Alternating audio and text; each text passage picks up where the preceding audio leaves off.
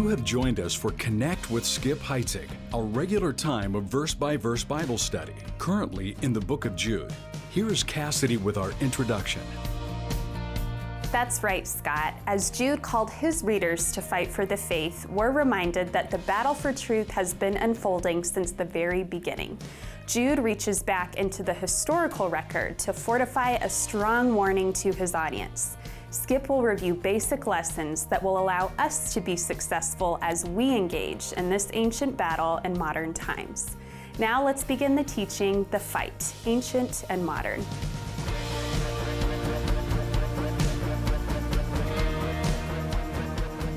Matthew Henry, noted Bible commentator, said, hypocrisy is to do the devil's work in God's uniform.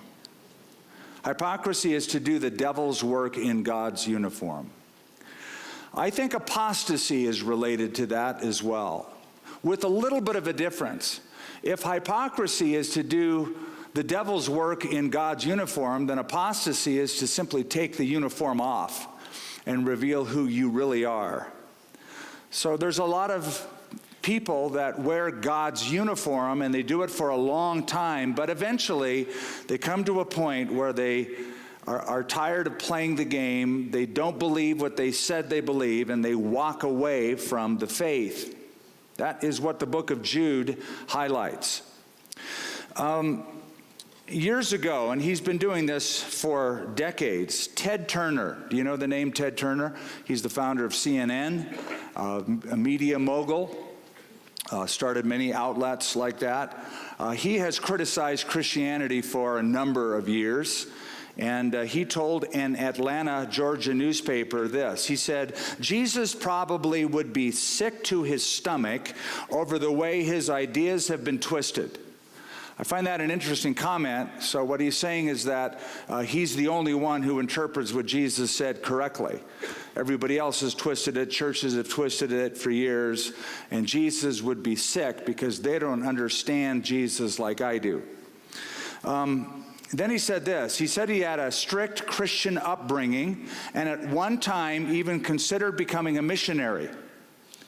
I don't know, I have a little bit of a hard time picturing Ted Turner as a missionary, but I'll go with it. He said this in a kind of a mocking way. He said, I was saved 7 or 8 times, but that he became disenchanted with Christianity after his sister died despite all of his prayers. And then his closing statement is this: the more I strayed from the faith, the better I felt. The more I strayed from the faith, the better I felt. You really shouldn't be surprised to hear of a Christian leader come forth and say, I don't believe what I've preached all these years. I don't believe it anymore. You shouldn't be too shocked when a Christian influencer gets on social media and renounces his or her faith. There's a lot of that lately. You shouldn't be too astonished when a theologian decides to take the truth they said they believed in and deconstruct it. That's their term, deconstructing the faith. That is to revisit, rehash, and rethink Christian belief systems. That's as old as the hills and twice as dusty. That is not new. That is not novel to do that. It has been going on for thousands of years. It's not new. It's not novel, but it is noteworthy. It's noteworthy because Jesus made a prediction that that would happen before his coming again. He predicted that there would be a spiritual deception, an era, a time of spiritual deception before his second coming. And he even gave a parable, didn't he, about the tares in the wheat? He said the kingdom of God is like a man who sowed wheat and the tares came up, and farmers would have understood that. Tares, the darnel, is a weed that looks identical to the wheat. You cannot tell the difference. Even a seasoned farmer can't tell the difference until it starts to ripen, and you have to get really close to see the difference. So the tares look like wheat, only they're not, and eventually the uniform will come off. But one of the most haunting questions in all of Scripture is when Jesus in Luke 18 said, "When the Son of Man comes, will he find faith on the earth?" I've always been haunted by that question. When the Son of Man comes, will he find faith on the earth? Now, fast forward when he said that to the book of Revelation. You know how Revelation 2 and 3 begins with letters to churches, 7 letters to 7 churches, little postcards to Christian assemblies. By the time we get to Revelation chapter 3, he writes a letter to the church of Laodicea, which is a church filled with apostates. The whole church is filled. Jesus isn't even in that church. He's on the outside knocking to get in, right? "Behold, I stand at the door and knock," he said to that church. So he's not even in it. In fact, there are no true believers in that church at all, except for a few overcomers that he notes in that little letter. Paul also predicted a falling away in the end times. He also said that many will depart from the faith. That's what we're talking about, apostasy, to depart from the faith. In fact, did you know this? Every single New Testament book, except one, the book of Philemon, every New Testament book includes warnings against false teaching that would be coming down the pike. So we're dealing with apostasy. That's the word we brought out last week. Apostasia is the Greek word, a departure, a falling away, a turning away from, a taking off of the uniform and saying, "I don't believe that anymore." That's apostasy. The renowned scholar Gerhard Kittel says the word apostasia means rebellion. It defines a rebel. He said it's someone who rebels against the faith they once claimed to believe. It's possible for an individual to be an apostate. It's possible for an entire congregation to be apostate. It's possible for an entire denominational structure to be apostate. Now, don't expect to be able to spot them. They don't wear like little badges that go, "Hi, I'm an apostate. How can I help you?" Or a bumper sticker, "Honk if you're an apostate." Nobody does that. They're going to blend in. They're going to fit in. In fact, they may themselves not even know the route they're taking until they finally get there and go, "I don't believe this stuff anymore." 2 Corinthians 11, Paul said, "Satan disguises himself as an angel of light. You shouldn't be surprised if his ministers disguise themselves as ministers of righteousness." New Testament scholar R.C. Lenski, I've always loved his commentaries, said the worst forms of wickedness consist in perversions of the truth. So we're going to look at Jude verses 5 through 11 this morning. And in that paragraph, I want to show you 3 basic lessons as we step into the ring to fight. That's what we were called to last week, verse 4. Contend earnestly for the faith once for all delivered to the saints. Put up a good fight for the faith. So as we step into the ring, there are 3 lessons. The first is that truth needs a memory. Truth needs a memory. I'm going to take you to verse 5, and let's just read a portion of that verse. "But I want to remind you, though you once knew this, that the Lord, having saved the people," that is the people of Israel, "out of the land of Egypt, afterward destroyed those who did not believe." Now, look at that a little more carefully, the beginning of verse 5.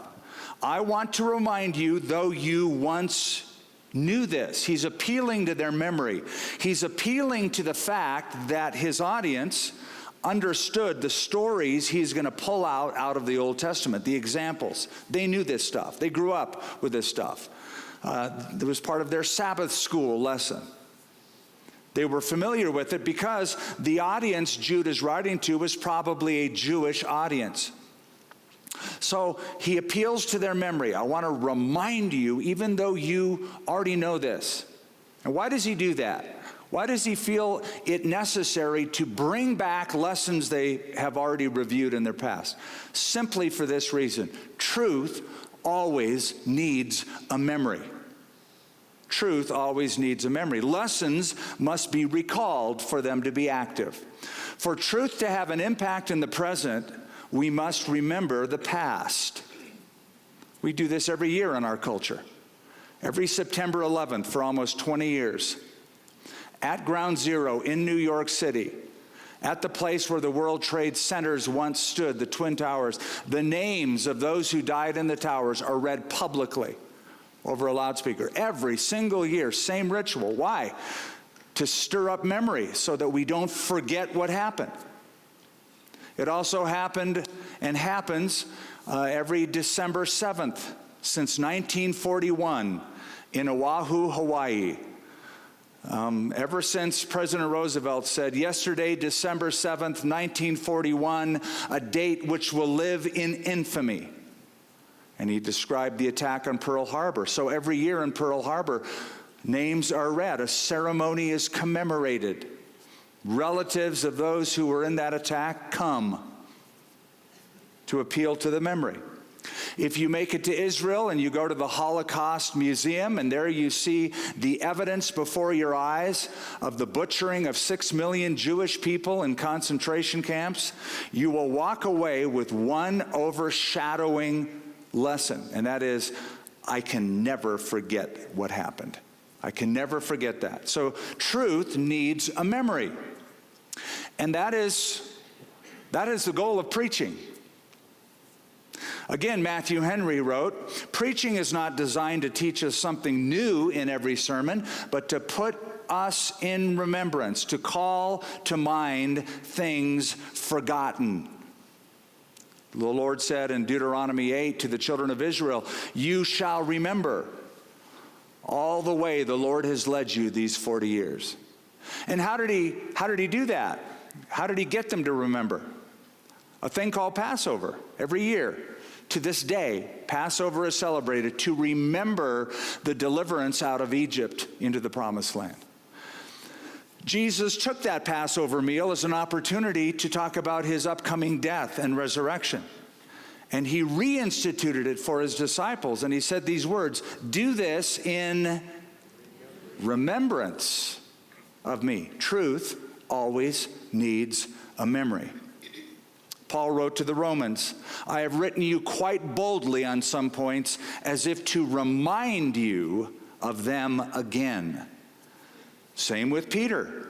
2 Peter chapter 1. So I will always remind you of these things, even though you know them and are firmly established in the truth you now have. Yes, I think it is right, as long as I am in this tent, this body, to stir you up by reminding you.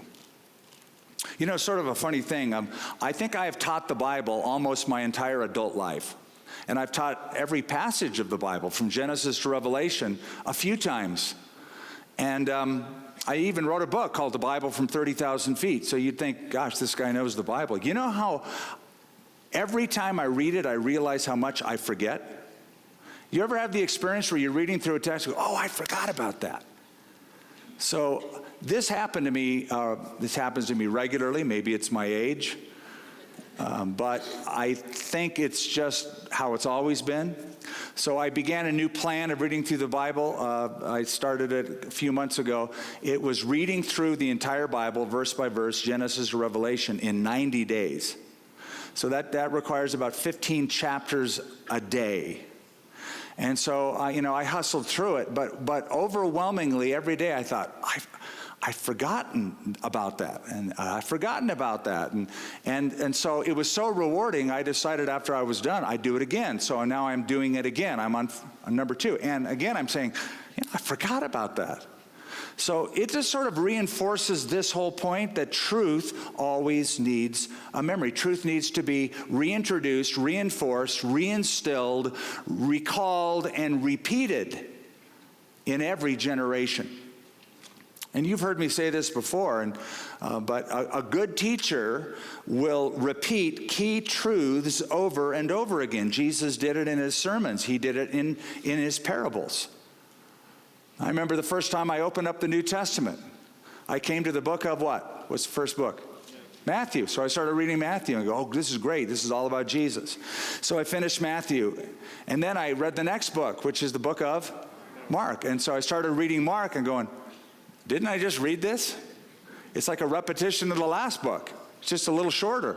And then I read the next book, Luke, and I go, there he goes again. They're kind of doing the same. It's the same story. And then John, and I walked away going, why do they tell the same story 4 times? Okay, there's nuances, there's differences, but why? And here's why. Some truths need to be heard 4 times. Some truths need to be heard over and over and over again, and the story of Jesus is one of them. And it's because truth needs a memory. Training and Development Journal, I found, said people retain about 25% of what they hear. That's so discouraging for any teacher to hear that. You know, they prepare their lesson, they work hard, they spend hours, only to realize, at best, people really paying attention, not looking at cell phones, taking notes, will retain 25% of what they hear. So, truth needs a memory. And so we go over it, and we go over it, and we go over it. And Jude does that. He brings back these lessons for them to remember. Some people look for new truths, novel truths. We don't need new truths. We don't need novel truths. What we need is never-changing truths. We need noble truths. So truth needs a memory. The second basic lesson as we step into the ring to fight this battle is that judgment has a history. Judgment has a history. Now I'm going to take you to verse 5. Let's read down to verse 7. And look how he goes back and gives us 3 examples of failure from the past and what God did with that.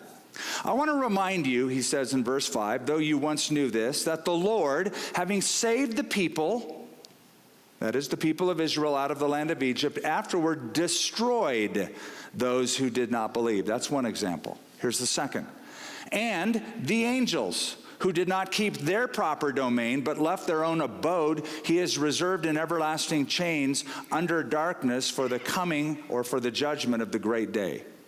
And then the third example, as Sodom and Gomorrah and the cities around them in a similar manner to these, having given themselves over to sexual immorality and gone after strange flesh, are set forth as an example, suffering the vengeance of eternal fire.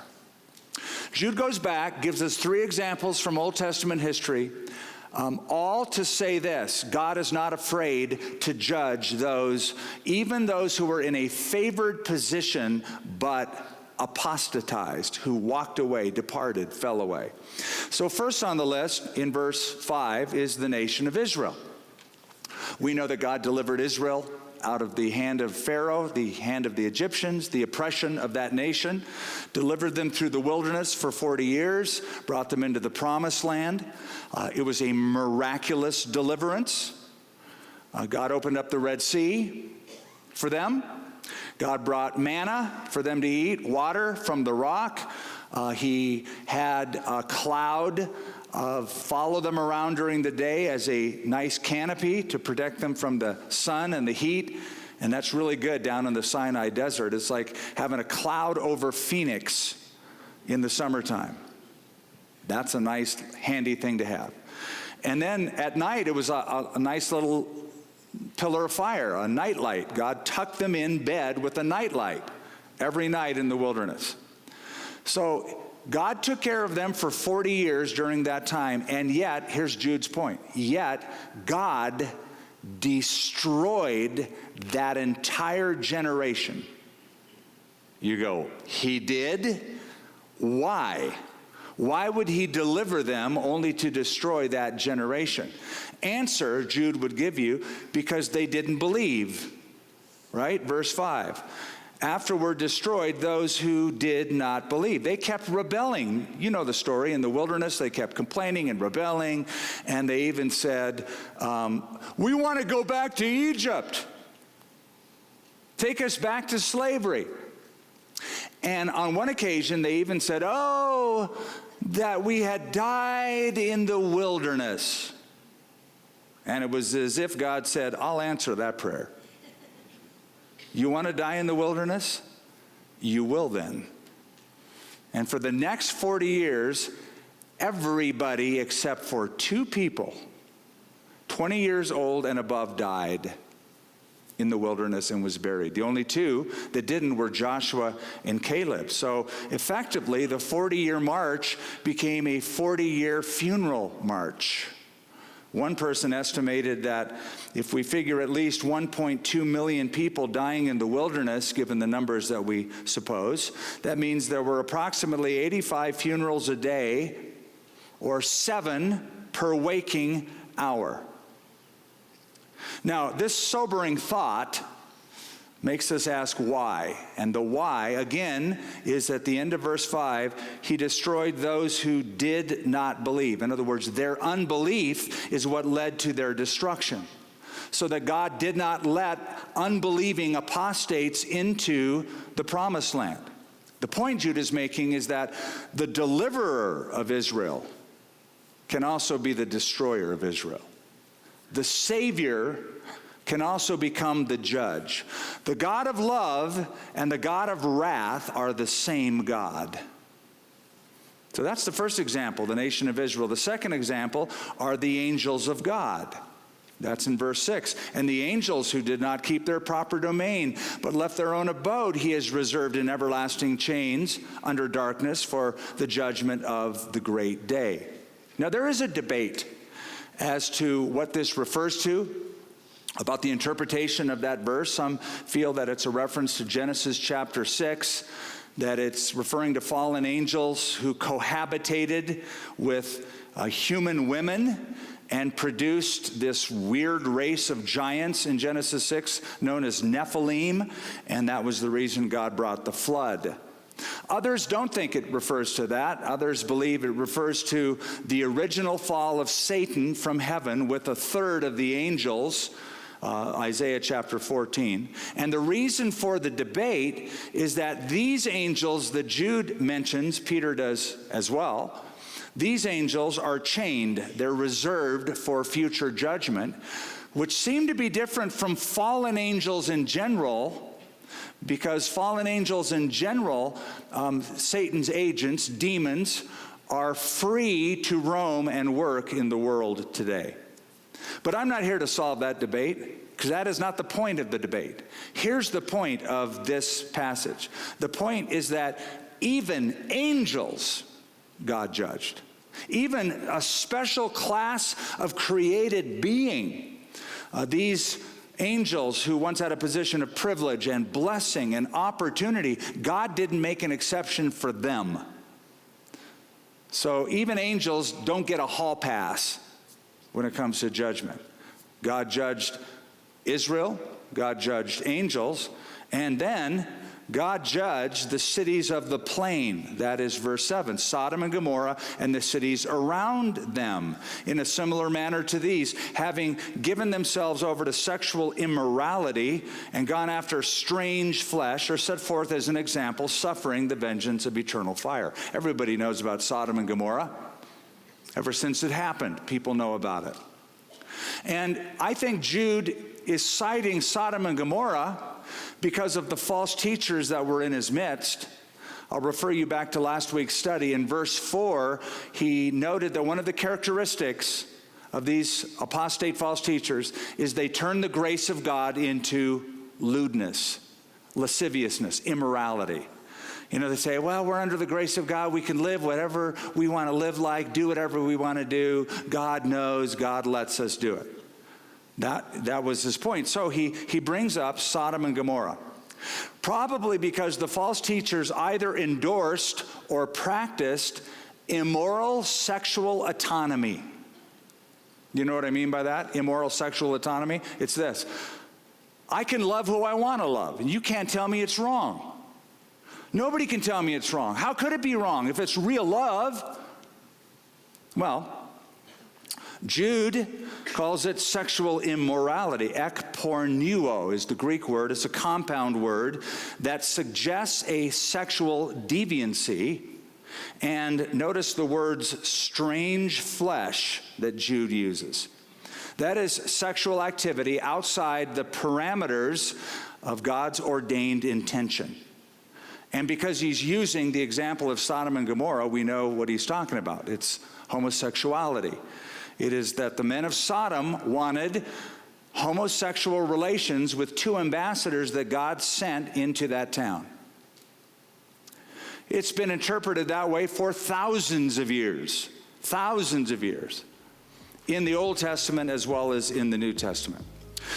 Last week, I got, after this message, I got an email from somebody I highly respect. I'm going to throw up some of his comments on the screen.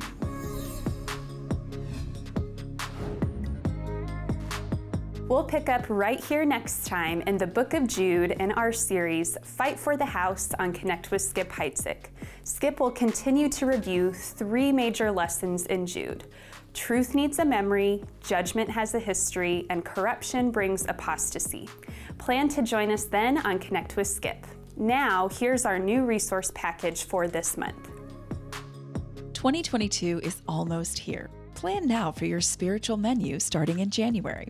This month, we're offering Skip's Daily Godbook devotional containing strong thoughts for each day of the year. Here's a sample for January 1st. Martin Luther once said, "The Bible is alive. It speaks to me, it has feet, it runs after me." As you read each day, listen each day and prepare for the greatest adventure of your life. That's an excerpt of the direction found in Skip's Daily Godbook that you'll receive in hardcover when you give $35 or more today to help keep this Bible teaching ministry growing. We'll also include playlist, 8 messages by Skip on key psalms delivered on CD as our thank you. Here's a sample of the wisdom you'll hear in the playlist series. If you're going to spend energy in life, and we all do, make sure it's about people that you're building up, not just projects that you're building up. To give and receive this month's resource package, visit connectwithskip.com or call 800-922-1888. Thanks for joining us on Connect with Skip Heitzig. We're connecting you to God's never-changing truth in ever-changing times. This program is brought to you by Connection Communications.